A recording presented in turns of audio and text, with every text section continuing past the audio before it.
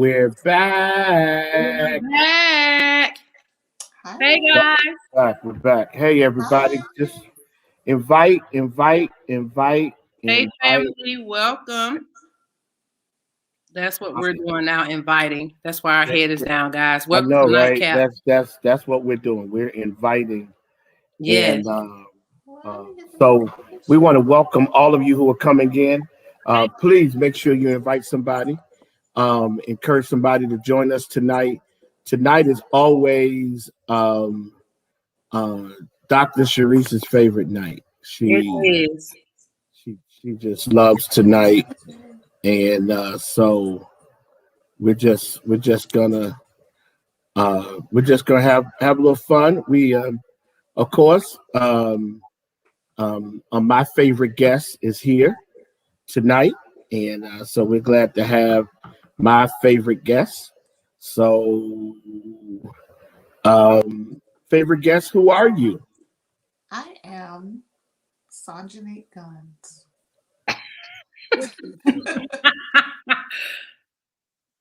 You who?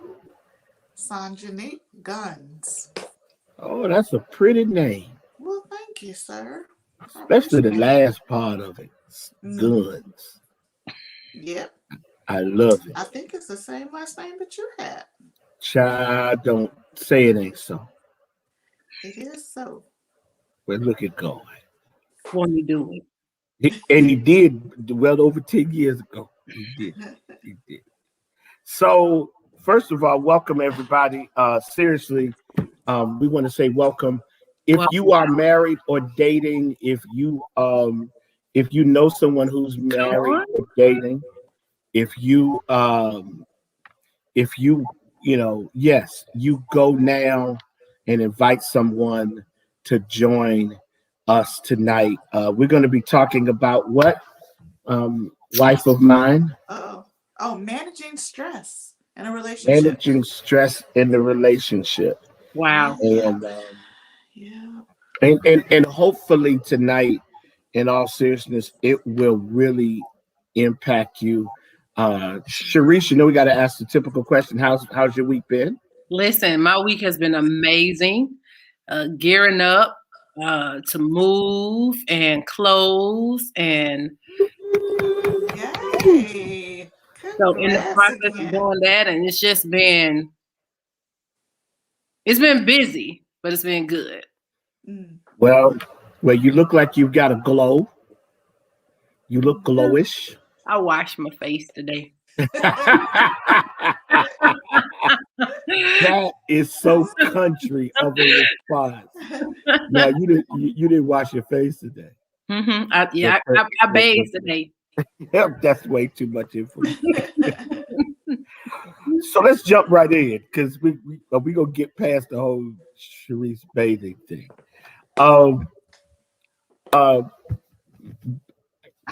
Wife of mine's.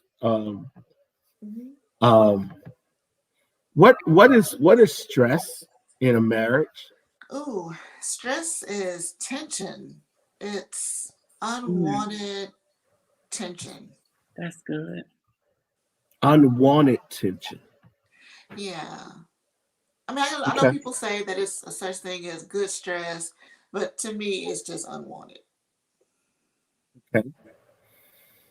Sharice, you've had a relationship with one or two or six or one. Stress in a relationship. What is it?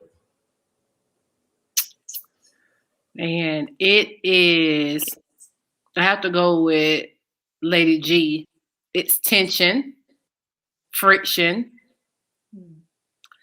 that can be good or bad, but when you hear stress, normally it has a negative connotation to it, but it is tension and friction. And sometimes stress is good, right? Because iron sharpens iron. But for the most part, when I think about stress, I look at it from a negative connotation, more so the friction that causes fires, not the friction that sharpens.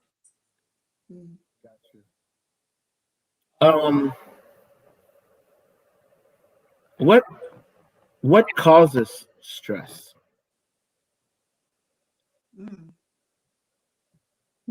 I think lack of understanding, Yeah, conflict. inability to compromise. Mhm. You got your list working tonight. What else? I guess I'm The the interview. moderator. I'm the Yeah. interviewer. That's Yeah. a much better word than moderator. I'm the interviewer. Um, what causes stress in a relationship? I think it's differences in opinions, issues that rise up, and you have different views, different experiences, Mm. and the stress and the tension comes in when you don't see things eye to eye, and you kind of have to work around to get to some point. And sometimes that's a little, it causes friction. So, It's interesting because when we chose this topic, I think so many couples, so many families are dealing with stress. I mhm, mean, the pandemic itself has been stressful, and now, strangely enough, there's a new stress with Yes. the opening up. yeah, And even though families are starting to be vaccinated, they're mhm, still okay. How do we integrate back into the world, right. Right. and do it safely and effectively? Um, I mean, um, Pastor G, how, how would you say our stress level has been? It's like a roller coaster. I mean, and honestly, it's because we have so many good obligations. That's And good. so it's really hard to do everything that we're assigned to do without taking into account I guess, the issues that could arise, the safety precautions that need to be, you know, observed at all times. We have a family, it's not just the two of us. So, it's, yeah. So it's kind of maneuvering through our world and trying to remain safe. And sometimes we kind of go, uh-oh, uh-oh, you know, and it's stressful at times. It's stressful, but we've been able to work through it. We've had nothing but time to kind of figure it out. So it's I think it's just a little different for us because of the assignment placed on our lives. That's a very positive way of painting that. Seriously, the idea of good assignments. It's interesting because I'm kind of being a, a a little more measured tonight, and the reason why is because I think that sometimes when a family or a couple faces stress, that stress has an assignment on it, Mm. you know, and so at one level, the That. stress has an assignment on it Mm-hmm. to make us stronger, or it has an assignment on it to weaken us. Yeah. And in far too many cases, what's happening is we are it's crazy. You can become territorial in your stress. What do you Like, mean by that, Bishop? you can make stress how you leverage the relationship. Mm. Okay. That's good.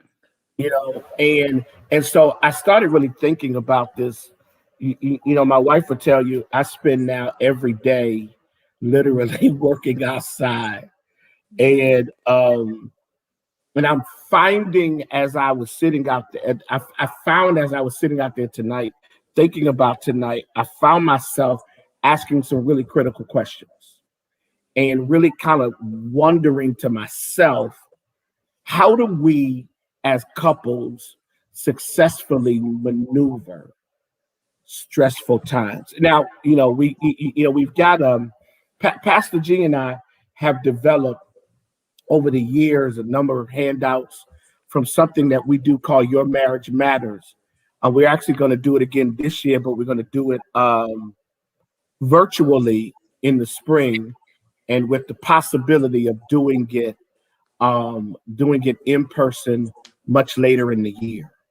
And it's really for, of course, married couples, but we also create an opportunity for engaged couples to come as well. And so we actually have a workbook that we've done on marriage that we don't even talk about, but we did this workbook, and so we've got this handout that we did, and we really talked about two levels. The first level is stress, and then the second level is conflict. What is conflict in a marriage, and what is conflict over and against stress? Conflict is not agreeing, disagreeing, a disagreement. Again, not seeing things eye to eye. That forms a conflict. When we're not on the same page or we're on different tangents, there's a conflict. So I think that not agreeing about a particular situation or anything really can be a conflict. That is very true. Anything can be conflict. Mm-hmm. How much salt you put on food? Yeah, you can make anything a conflict. Anything can be a conflict. Yeah, we know that. Anything can be a conflict. Oh, by the way, I made grits today. I'm very proud of myself. God, cooking. I made some grits today. Congratulations. I made some grits today. I just kind of threw it in. It has nothing to do with this. I'm just very proud of myself. No, Because did you rinse off your grits? What? Rinse them off? Okay, we want to talk about that right now. I'm just proud of myself because I cooked the worst grits ever. Like, they're just horrible. Either they're rock hard or they're so watery till you can swim in them. So I just wanted to just celebrate the fact. And they may not have been that good, but they were in my head. They were edible. That's good. They were edible. They were edible. Okay. So I just wanted the world to celebrate that I made grits. Very good, babe. Thank you, babe. Thank you so much.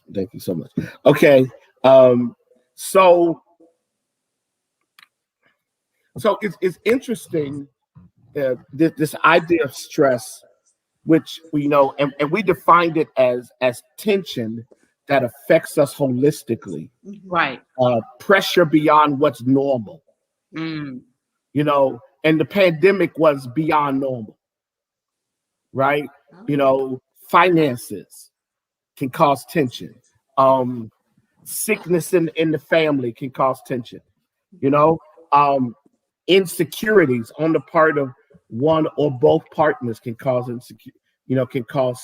stress and tension. Going through a pretty difficult time with your children can cause stress. Anything can cause stress and cause there to feel like there's pressure beyond what's normal. And then we get to conflict, and conflict, we said, is disagreements. Yeah. But it's an interesting word, Sharice, in this, and it's a disagreement that appears to be a threat. Mm. Yeah. That's good. Yeah. It appears to be a threat. Wow. Either one of you, what does that mean? A disagreement that appears to be a threat. Well, we have listed here just a threat to our needs and our interests and our concerns. So whenever you feel like those things aren't being met, that feels like a threat. Yeah. On almost a threat on your heart, threat on. I was about to say that, like, Yeah. a threat that it will potentially hurt me. Yeah. Or damage me.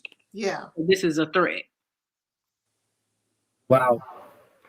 And it's interesting because it results in open and sometimes prolonged infighting.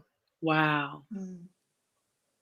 So for all of you who are watching tonight, why not put in the thread what you think causes stress and conflict in relationships? It maybe some of you have some ideas of what causes stress in a relationship. So what does unresolved stress and conflict do in a marriage? What leads to destruction? Huh? Leads to destruction. Absolutely. That's what happens. It leads to destruction and some people being miserable, unsatisfied, the unwillingness to meet each other's needs, all of that. Yeah.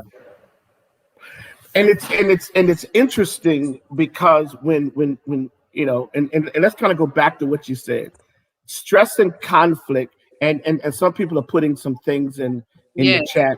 Toy James says honesty, selfishness. Yes. Wow. Yes. Selfishness, internal turmoil, communication, dishonesty is a major cause of stress. Miscommunication or ineffective communication. Yes, and very good. Unspoken expectations. Yes. Yes. That's a really good one.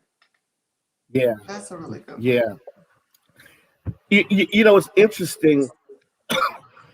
let's go back. I do not have corona. What I know you got to say that now. It's interesting, you know, and we're just kind of laboring through this topic tonight because I think it's such a heavy topic. Oh yes. It's really heavy because most people aren't built to manage stress or conflict in relationships. Not in a healthy way. No, not in a healthy way. A lot of us retreat. A lot of us want to get out of the situation. Yeah. Right. That's the easiest way to handle it. It's the easiest way. I know for me, I'm a walker. Like stress, I would choose peace of mind over that. But someone said something to me is you give up the fight for a peace of mind. And sometimes you can't do that.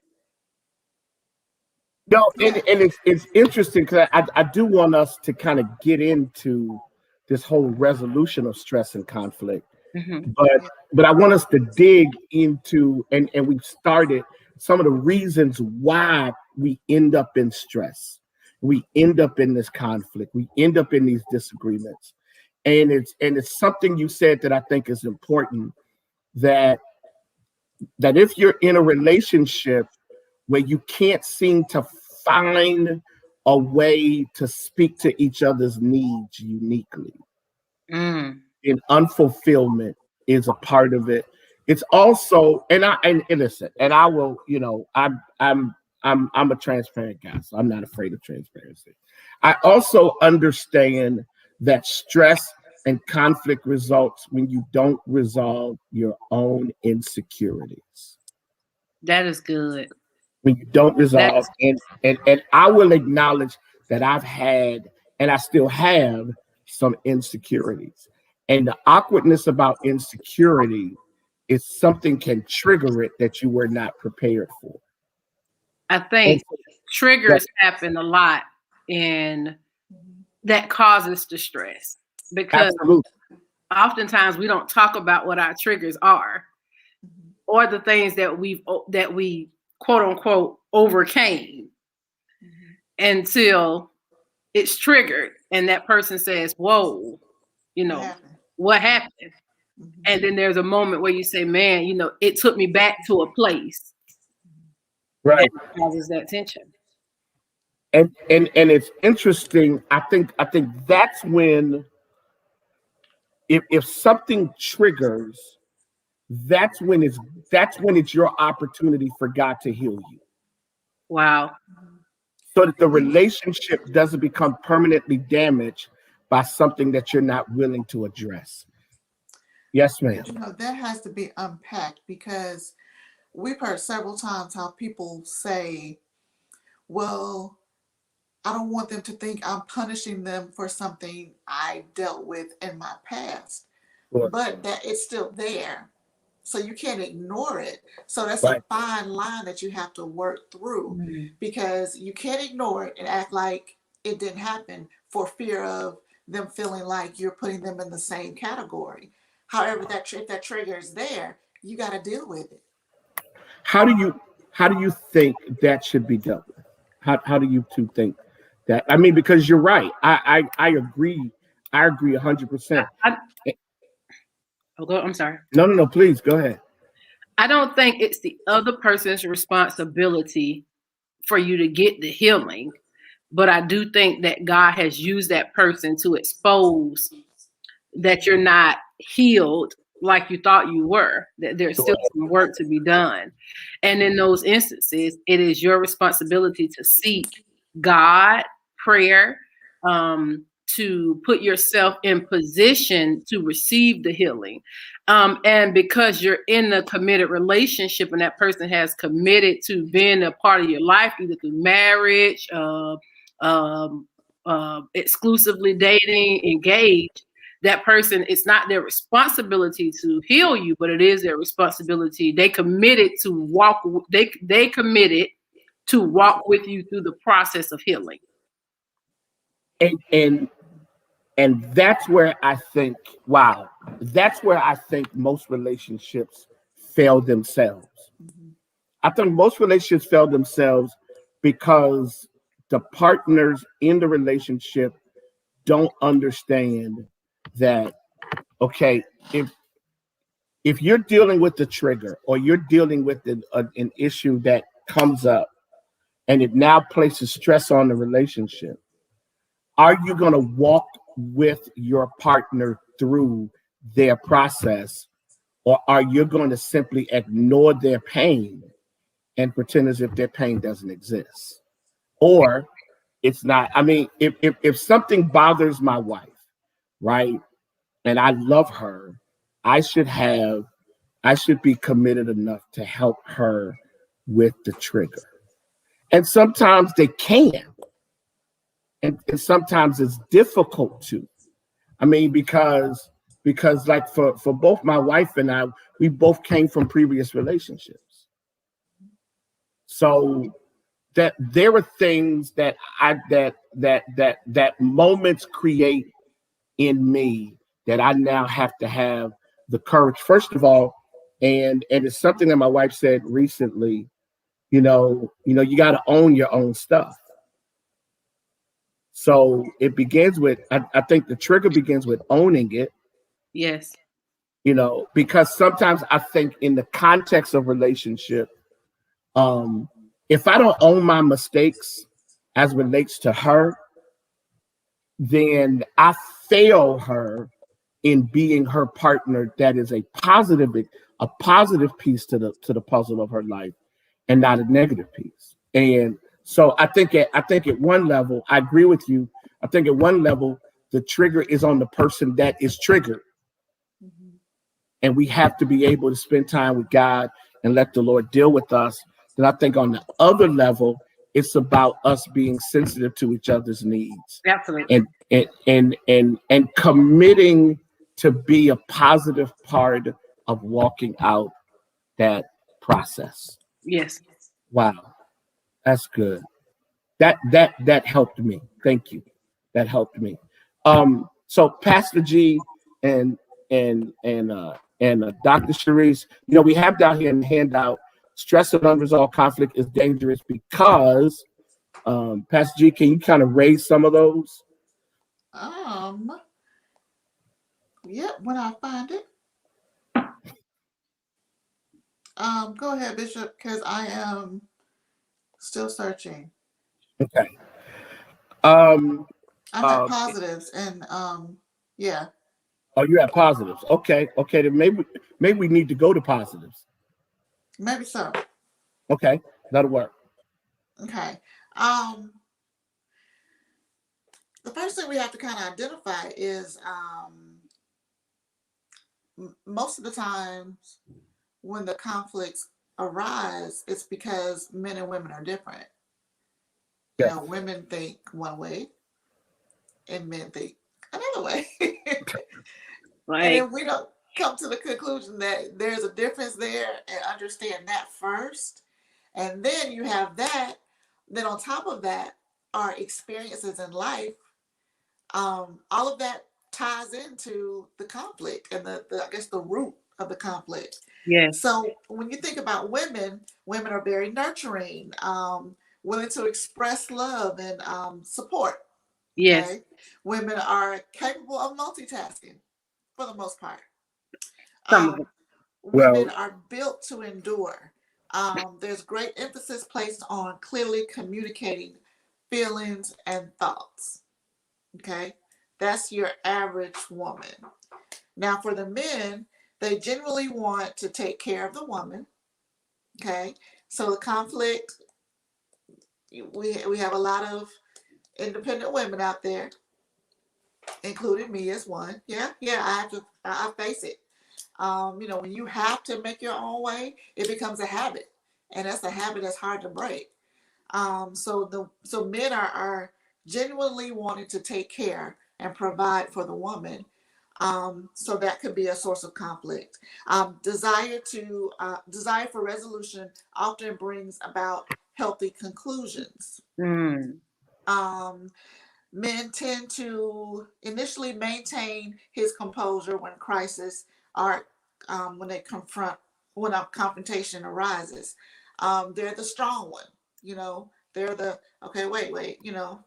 We sometimes we get whoa, wait, what's going on? What's going this? Oh, this gonna happen. This gonna happen. Oh my goodness, what are we gonna do? And the man is supposed to be the balance, you know. And the last one we have here is men are built to carry weight and handle the stress, which kind of ties into number 3 as well. So I can identify with when you are used to maintaining the weight, handling the stress of your house, for your children.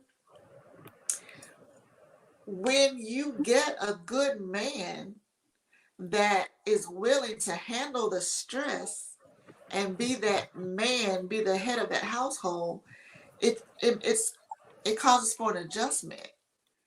Oh, why are you smiling, Cherie? The adjustment. Yeah, and you know, it takes time. So really, it's the patience of the man, and then it's the woman being subjective. No. It's submitting. I'm sorry. Submitting. Yes.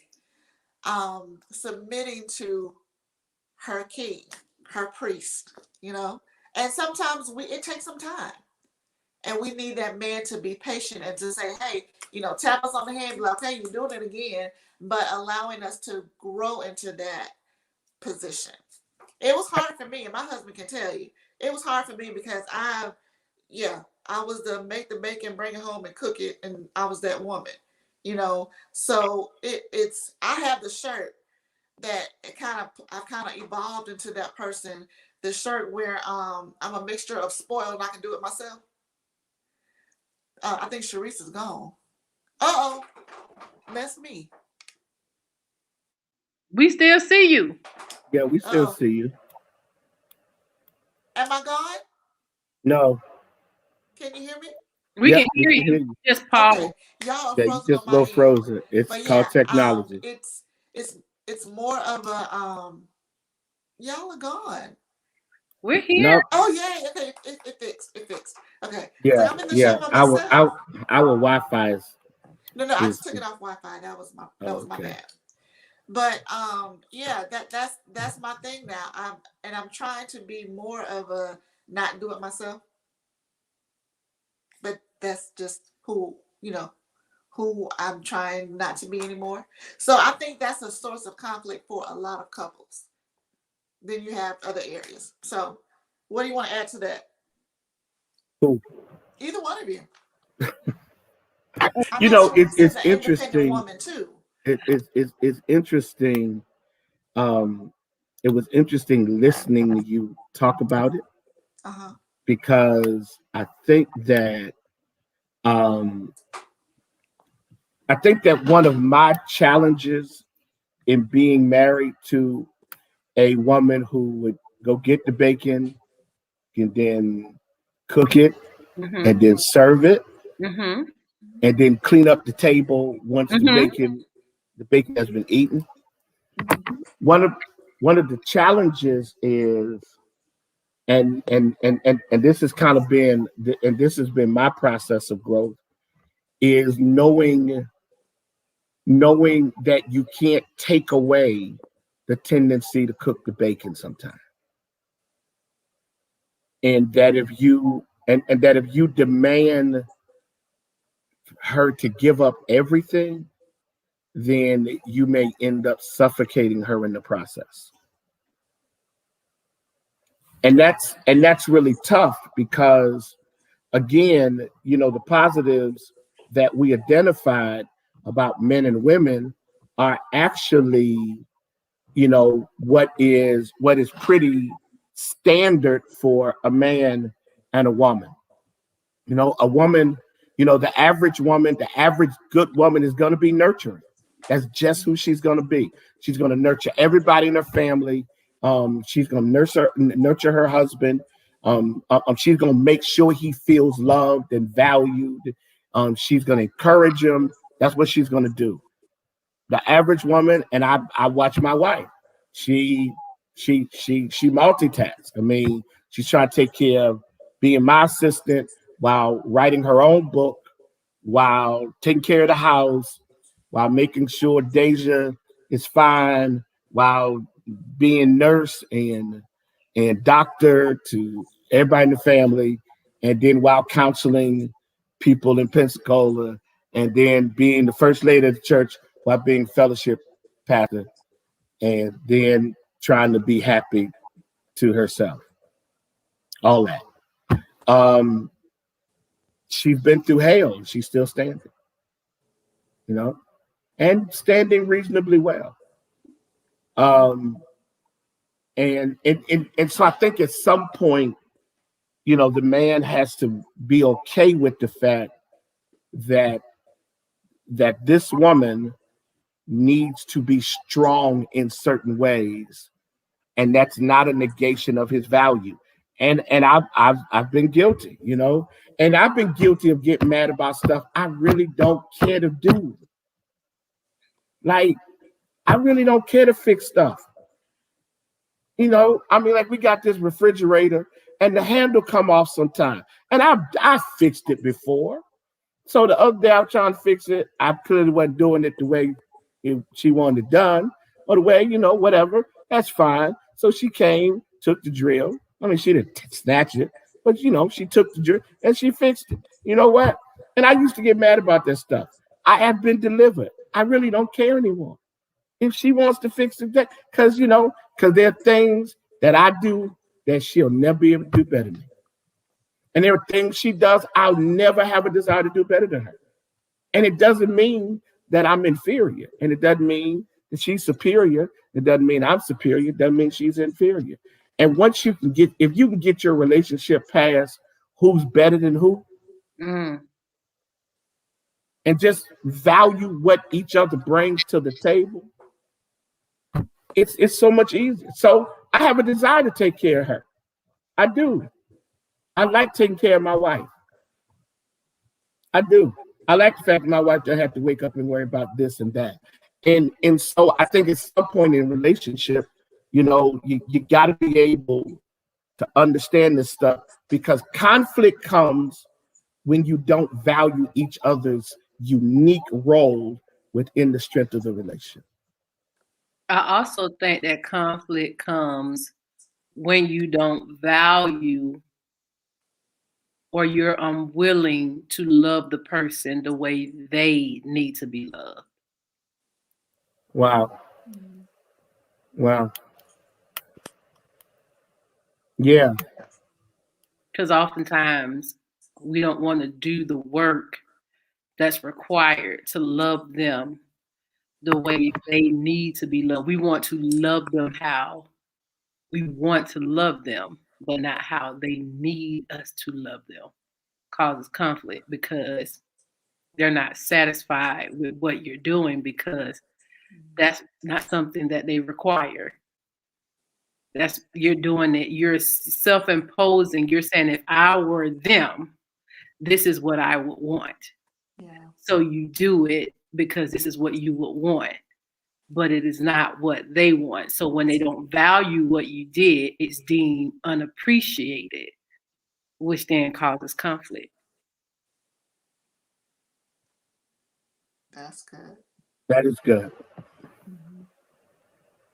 Pastor Jig, you wanna respond? That's good. Yeah, that's good. That's true. That's true. And like I say, you have your different areas, and that is a big area. And that's kind of falls into that where we tell couples to find out your partner's love language and what their needs are and what they desire, because it may not be what you desire. So you're giving what you want, and they're counting it as nothing, and you don't understand why, because it doesn't matter to them. They want you to do this.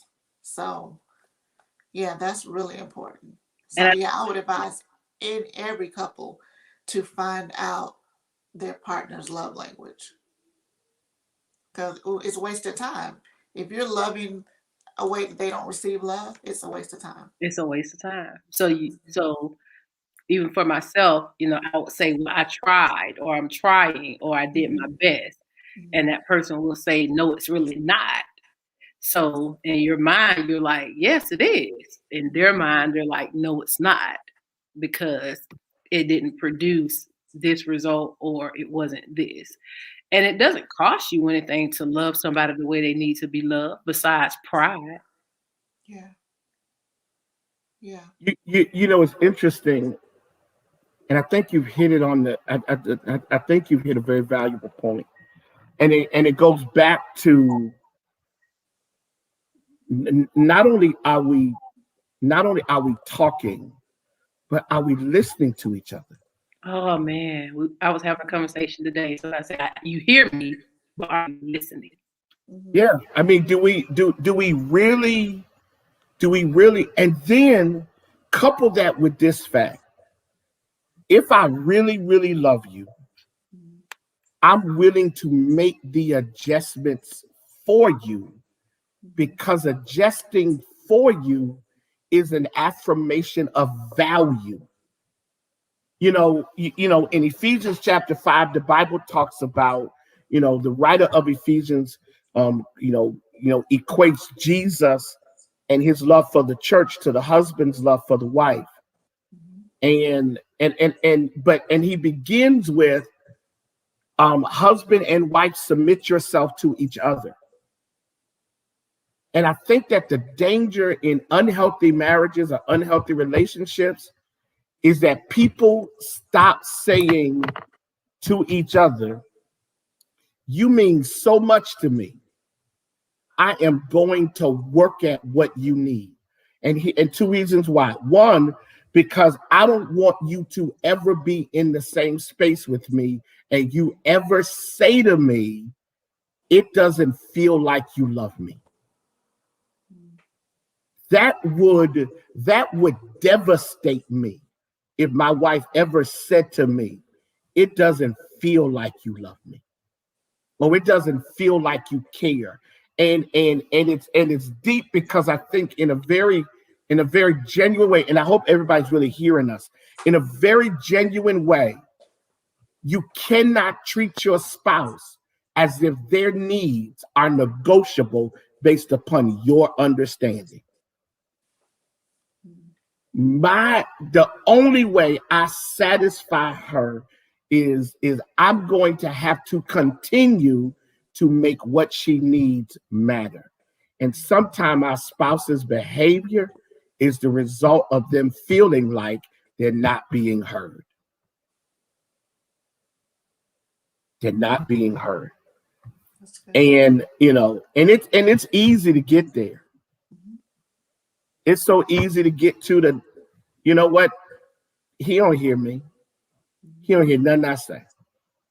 And you're right, because sometimes our love languages, they don't clash. They just require sensitivity at extreme levels. And if you really love somebody, and I keep saying really love, because if you really love somebody, you do you do what you said. You make their needs priority. Yeah, yeah, yeah, yeah. That's good. Wow. Okay, So that kind of this is rolls good. into, yeah, that's good, Bishop. That kind of rolls into how we can manage it. How can we manage the stress and the conflict better? Yeah, And the first one we have down is embrace the difference. Embrace that there's a difference as a natural part of a healthy relationship. yes, And we actually have a scripture reference for anyone who wants to jot it down. It's Romans 15:7. But embrace those differences. They're there. So you got to embrace them and work through them. Um, Study your partner. yes. Become a student of Yeah. um, their physiological, physiological makeup. Just sound it out. Say it Yeah, with let's confidence. They wouldn't even She's know a you phonetically. said teacher. wrong. Yeah, let me phonetically do She's a this. teacher by trade, Let me phonetically training, and attack calling. this. So Um, Affirming that, in a supportive manner, um, trying to help them with personal growth. Understand their mindset, their makeup, their psyche. You know, mm, um, Study that. You'll get to a point where you can identify the triggers just as quickly as they can. So then you know what to avoid. So it's not just all on them. It's, what, the last time we were here, this is what set that off. So I'm going to stay away from that. And we're going to talk through it and we're going to recognize it. But I'm going to also be, I don't know, be uh, patient. So, okay. Another one is learn to be specific and pinpoint in communicating your needs. Specifically say what your needs are, what your desires are, and then be patient and give your partner time to turn that corner and work on it. and anyone know what's real interesting? What's that? I think that people differentiate the dating, and people don't differentiate the dating process, which includes engagement, and the marriage process. Okay. Because people think that the dating process gives you everything you're going to need to manage this person in marriage, and it does not. It does not. It does not. Because there are things that come out in marriage Mm-hmm. that were not remotely evident in dating, Absolutely. because people let down their guard, Yep. or people return to bad habits when they think they've conquered. Mm-hmm. And also, people evolve. And people evolve. We grow, Absolutely. we change. So even if it's not a negative thing, it's still a change that you have to Yes. adjust to because people don't stay the same throughout Right. a marriage. Right. We're not the same people we were when we got married 10 years ago. What? So, I've changed. what? We both changed, sir. Oh, So it's you dealing didn't with tell the me that. evolution, huh? You didn't tell me you were changing. You changed. Like, you know what? I probably didn't know I was changing, but but yeah, that took place. So, are we moving? We are. Okay. Develop within your marriage a selfless spirit by learning to serve each other willingly. Oh my God. And that kind of ties into what we were saying, we were just discussing. You You want to want know what to, I've discovered, Sharice and Pastor G, that does more to deal positively with stress and conflict is when two people decide that there's nothing they won't do to ensure that the other's need is met. It is harder to be mad at somebody who cares for you so well that to be mad at them is to risk losing something that they give you that you can't get anywhere else. Wow. I mean, I'll give you a perfect example, and I'll say this very positive. There are things that my wife has given me that I've never gotten in any relationship that I've ever had in my life. There are certain, so for me, it doesn't make sense to stay mad at her. It just doesn't make sense. And we can have like a really challenging night and a really tough night. But when I wake up in the morning, and I think I hold this true, rarely do I wake up and not speak to her. And rarely do I wake up and go through a whole day and we don't talk. At some point, there's going to be one word said, bae. When I say bae, I'm done. When I say Sanjanique, I'm probably still tripping. Yeah, that's my key. If he calls my name, then yeah, we still like, okay, I'm still there. We're not friends. If he calls not my yet, name. but when I call her bae, goes back to bae, then I know we're friends again. At least in my mind. Now I may be her friend, but I'm still waiting on her to be my friend sometime, right? No, but in all seriousness though, and it's interesting.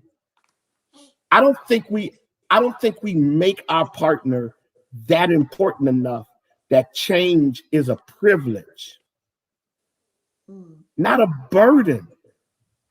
That if you could that if someone that you've chosen to be with communicates to you a need and you're not willing to work on you for that, something's wrong. Because at some point, my love for Sanjanique Lee Guns should make me so. I love her so much that all of this angry passion that I brought into this marriage, I have been willing to work on it.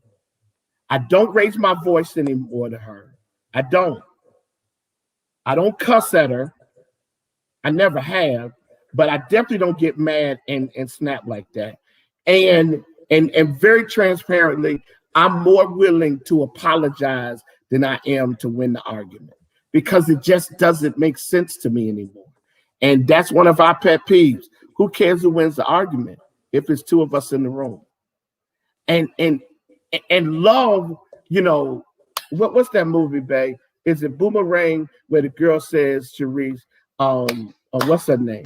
Halle Berry says to Eddie Murphy, love should have brought you home last night. Love should have brought you home last night. And I take that and I use it like this. Love should make you keep your heart home. And what I mean by that is love should make you show me every day, and love should make me show you every day that you were the most important person when I went to bed, and you're the most important person when I get up. And you're going to be the most important person all day. Conflict is a lot easier to handle. I don't want to be mad at her. So sometimes conflict is easier because you just love somebody so much till it ain't fun being mad. Mm-hmm. I don't want to win the argument. I don't even really care no more. I just don't. I'm 56. I ain't got a whole lot of life left. So I'm gonna enjoy every chance I get. Okay.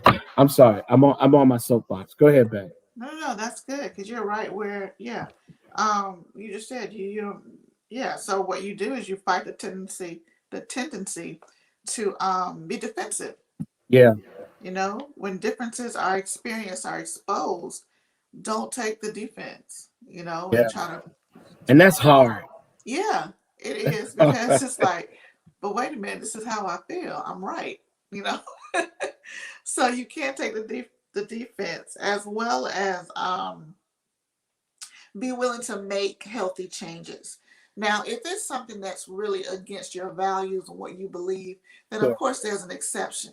And if the relationship is causing you more pain and grief than anything else, then that's where you have to kind of look at it and say, okay, now wait a minute. Is this healthy change? If it's not healthy change, then Yeah. that's not what we're talking about here tonight. Right. You know, yeah. Anything that's going to cause you more grief or cause you to to catch a case, then you want to stay away from that. You want to That's make not it a a health. change. That's called a guilty verdict. Right, right. You want to stay away from that. Don't But but overwhelm yourself. but but babe, can I say this? Sure, Let me sure. let me say this, and Sharice, this is, and again, I use myself a lot in this. Um, Being married to her made me work on a certain aspect of my life, which was sometimes I could fly off the handle, get mad. I called it passion, and it wasn't passion. It was past pain unresolved. You want to know what that's done for me though? It's made me a better pastor. Because now when I get in certain situations, I don't do that anymore. I Mhm. don't I don't fly off like, and that came from working within a marriage that made me better. So not only does the change help your relationship, but the change will bleed in to other aspects of your life. Okay. All right. I just want to throw that in. Oh, that's good. So that's like an all around. That's like an all around thing. You know. I felt like the student in class and you were the teacher. Very good. Very good, John. Very good. um. Okay, I'm trying. Well, yeah, we're about out of time. Don't overwhelm yourself. Learn to control what you can manage. Yeah, You that's can't good. fix everything at one time. Okay. So you kind of manage that thing. Um, Another way to deal with the stress is get away. Take time to simply be together with no demands. You know, to work through the chaos in your life. And it's kind of hard to do right now because the world is still just opening up. However, if you just go get a shut down in your home with just your significant other, and you know have a chill night, if nothing else, to kind of just release that stress and all the demands that are on you from the outside. Make first things first. This means you kind of learn how to prioritize things. Create relationships with other couples who are a positive example and who allows you to relax and release. Other positive couples. You know, it's amazing to watch people and see how they deal with things. And when you're out, when you're together, you kind of see little twerks, little things that come up, and to see how other people manage them. It can be helpful to you in your relationship. Bishop, you want to add to that? No, keep going. No, I think and it's interesting. I would love to make this handout available to people. So if you're interested in getting this handout, um, we would love to make it available because I think there's so much meat in this, and but it's interesting. Pastor, G, why don't you end by talking about commit to being happy by. Okay. The ways you can commit to be happy is develop a positive attitude about your marriage. Wow. Change your overall attitude. Yeah. Even if there's issues that are coming each and every day, still look at your marriage as a blessing. And it is. It's an assignment from God. It's a blessing. And everyone goes through, their hills and valleys, their roller coaster. However, if it's it I tell couples all the time, do that famous list where you're putting the positives, write all your positives down, and then you write your negatives. If your positives outweigh the negatives, then it's worth fighting for. Now, if your negatives are way down the list and you got like 3 or 4 positives, you might want to rethink that. But look at that and then be able to have a positive attitude about the relationship. Set goals that are attainable, not outlandish. Goals that you can attain, um, short term and long term. Um, and celebrating each other. Celebrate who they are. It does not have to be a birthday or Valentine's Day. It could be just a day. Celebrate who they are to you. And I think that's about it. It's interesting. Is it possible, Bay, for us to give people an email address that they can request this handout and we can send it to them? Is there an Um, email address, Your Marriage Matters email address or something? I can't remember yes. it. Okay, you got it? Yeah, keep talking. I'll have it in a second. Okay. Um, Sharice, and as listen to this, what is your take on relationships as you listen to this? I think that relationships are unique to the couple. I am Yes. learning that there is no black and white way to have a relationship. There's guidance that God has given us, biblical guidance, and that is in a marriage. And but when it comes to walking out and living out your relationship and love, it's not a manual. It really is trial and error. And the only way to overcome is going to require great patience, great communication, a willing heart, an open spirit. It's understanding that, you know, you're not going to always get it right, but and even when you think you're giving your best, you can always better your best. So, bottom line, relationships equals work. And so that's my take on relationships, because everything that we've talked about requires a shift in mindset, requires energy, requires consideration, being thoughtful. So, if love and being in a relationship is what you want, it's going to require you to put forth effort, work, prayer, all that to make it work. Pastor G, what is your advice to couples? Uh, um,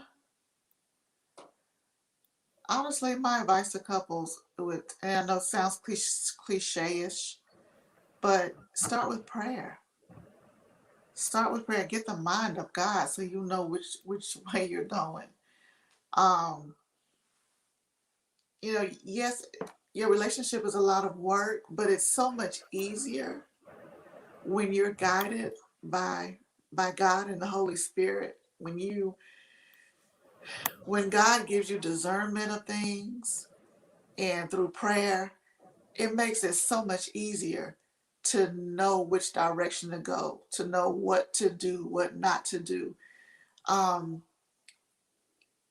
yeah, we can do all we can give you steps, 1 through 12 all day.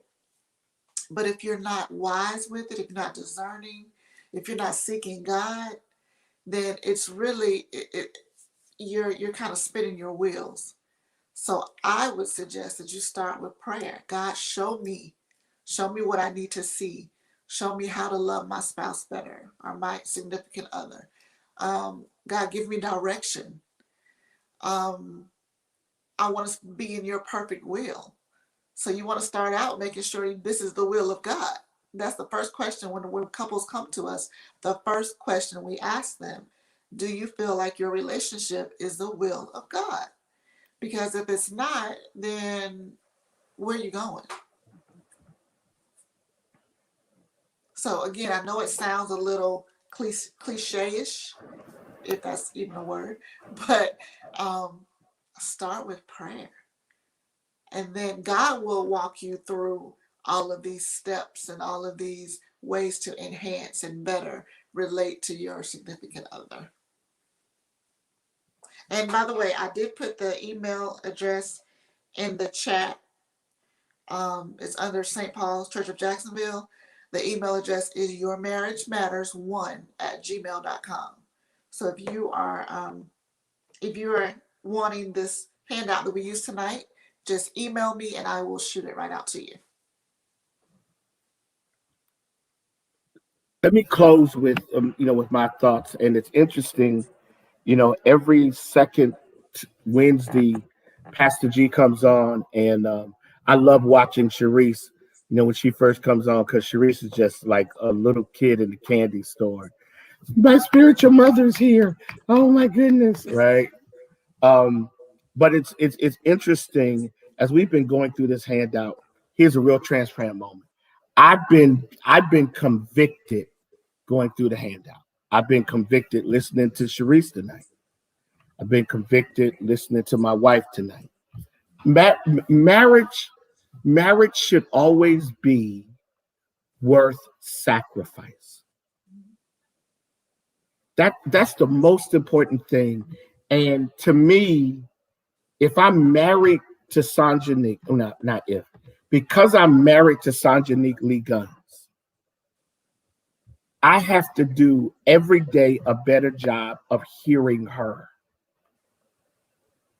And I have to do every day a better job of my attitude towards my marriage. Now, I'm not saying I don't have a good attitude. I think I do. I'm not saying I don't value that. I know I do. But every day, I need to work at making sure that by the end of the day, she feels good about the fact that she's married to me. Because she made a choice to marry me as much as I made a choice to marry her. And I want to close with this so everybody hears me. I don't know if it was the beginning of this year or the beginning of last year. Dr. Tony Evans' wife passed. And for some reason, I found myself watching the funeral. And he preached it. And he made this powerful statement. And the statement was, he now wished that some of the moments that they argued, that he, now with her gone, understands how unimportant that moment really was in the scheme of life. Don't be in a relationship that death has to make you appreciate them. That all of a sudden, when they're no longer with you, that now you go, man, I had a good wife. Man, I had a good husband. No, because then now you have been a poor steward.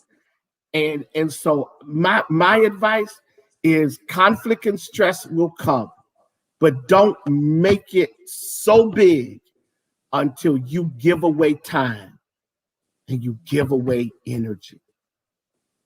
Be mindful that every moment with them is a moment that you can't get back. Saturday night, my wife and I sat at the dinner table with candles on and the lights off, and we listened to music. Alexa was our DJ.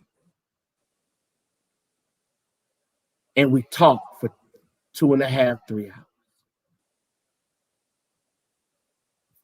That to me has more meaning than preaching before 10,000 people. Because if Sharice Grace say something deep because we got to go. If an audience of one is not worth it, then a crowd of thousands will not satisfy you either. You got to be able to enjoy an audience of one. That's good. Sanjanique Lee Guns is the audience of one. And I would rather be with you than be in a room of people who applaud me. Because your smile makes tough days palatable. And when I make you mad and I hurt you, that bothers me more than the whole Church of St. Paul being angry at me. Because as long as we're good, I can handle that. Yeah. When we ain't good, don't none of it feel right. Yeah. If you don't love to that extent, you need to ask God to either give you a different heart or put the right person in your space. This has been NightCap with the doctors and our monthly co-host, the lovely Pastor Sanjanique Lee Guns. Yes. And I love the last name. And I'm glad you've taken it. Sharice, you're amazing. And you're growing, Absolutely. Sharice. You know, when we started this, you used to sit and watch. Now you, girl, you dropping dimes on us. You making me go, So now I got to go in the other room and apologize and be nice and everything. You messed up my night, girl. Got me apologizing. I was going in there to watch the sisters. Now I got to go in there and apologize. Amen. We love you guys. We'll be back next week. Next week is social media and relationships. Yeah. This is their triplet, Lady Quinetta Moore, and that's gonna be good, y'all. And the doctors. And the doctors. That's who we are. The doctors. You ready to close out? Take us out, guys. See you guys later.